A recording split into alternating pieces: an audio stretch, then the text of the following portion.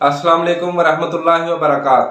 नाज़रीन, मैं हूं हकीम ज़हीर अहमद और आप देख रहे हैं चैनल तिबी मशवरे। आज मैं आपको एहतलाम का तारफ़, इसकी अलामात और इसके असबाब के बारे में बताऊंगा। तो मेरी वीडियो को शुरू से आखिर तक ज़रूर देखें ताकि जो मुफीद मालूमात है, मेरा मकसद आप तक पहुँचाना, वो आप तक पहुँच जाए और ये वीडियो इलाज में आपकी मामन साबित हो। एहतलाम नाज़रीन अरबी ज़बान का लफ्ज़ है। नींद की हालत में जिनसी लज़्ज़त को हासिल करना एहतलाम कहलाता है।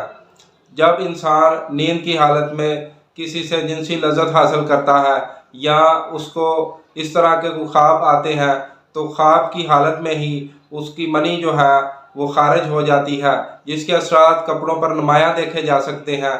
तो इसको एहतलाम का नाम दिया जाता है। तो नाज़रीन, अब चलते हैं इसकी अलामात की तरफ। जिस्म में इंतहाई ज़्यादा कमज़ोरी पैदा हो जाती है। जिस्म मोटा होने की बजाय, फरबा होने की बजाय दुबला पतला होना शुरू हो जाता है।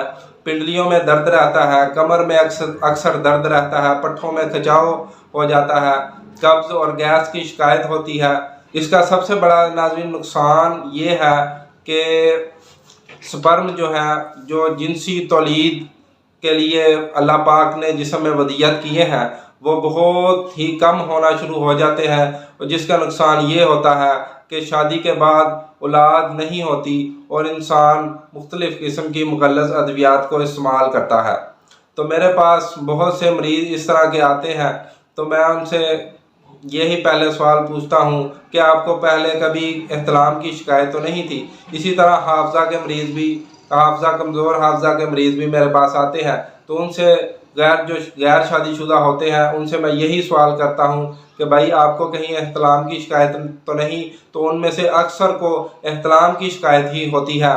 तो नाज़रीन, अब चलते हैं इसके असबाब की तरफ। असबाब में सबसे पहले कब्ज़, गैस, तबखीर, तज़ाबियत और तीखा मिर्च मसाला खाने वाले को अक्सर एहतलाम की शिकायत होती है। जो बाज़ारी खाने खाते हैं, मसलन चटपटी अशिया, बर्गर, शवारमे, पिज़्ज़े और इस तरह की अशिया इस्तेमाल करते हैं या खाते हैं, तो उनको अक्सर कब्ज़ की शिकायत होती है। और जिनको कब्ज़ की शिकायत होती है उनको 100% एहतलाम की भी शिकायत होती है।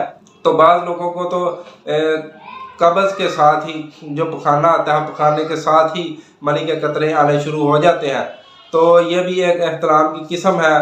तो नाज़रीन, इसका इलाज बहुत ही आसान है और अतिबा ने हमारी रहनुमाई फरमाई है। यह नज़रिया मुफ़रद अज़ा का एक बहुत ही मशहूर नुस्खा है जो आपसे शेयर करने जा रहा हूँ।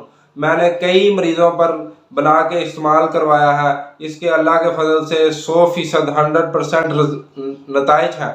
तो मैंने सोचा कि आज आपसे भी ये डिस्कस करूँ। तो ये नज़रिया मुफ़रद अज़ा का नुस्खा है। इसको 5 मलयन के नाम से भी जाना जाता है। 5 मलयन क्या है?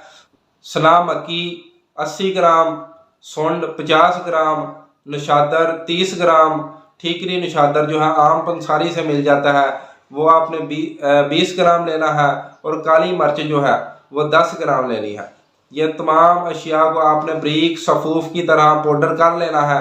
और पाउडर करने के बाद आपने आधा आधा चम्मच चाय वाला सुबह, दोपहर, शाम जो है वो इस्तेमाल करना है।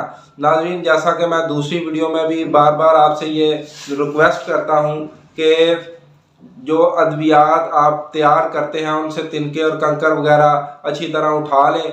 अगर इसको ना उठाएं तो गुर्दों में पथरी का बायस बनते हैं, इसलिए तिनके और कंकर अच्छी तरह उठा लिया करें, चुन लिया करें। तो इससे पथरी, गुर्दों में पथरी बनने का जो है ख़तरा नहीं होता।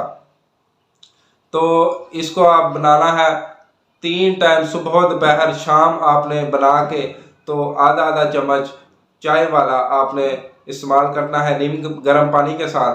तो नाज़रीन, अगर आपको वीडियो अच्छी लगी तो हमारी वीडियो को लाइक और शेयर कीजिएगा और हमारे चैनल को सब्सक्राइब करते जाएं और नीचे बेल आइकन को भी ज़रूर प्रेस कीजिए ताकि नई वीडियोस के नोटिफिकेशन आप तक पहुंचते रहें। तो नेक्स्ट वीडियो में इंशाल्लाह एक नए टॉपिक के साथ आपके सामने हाजिर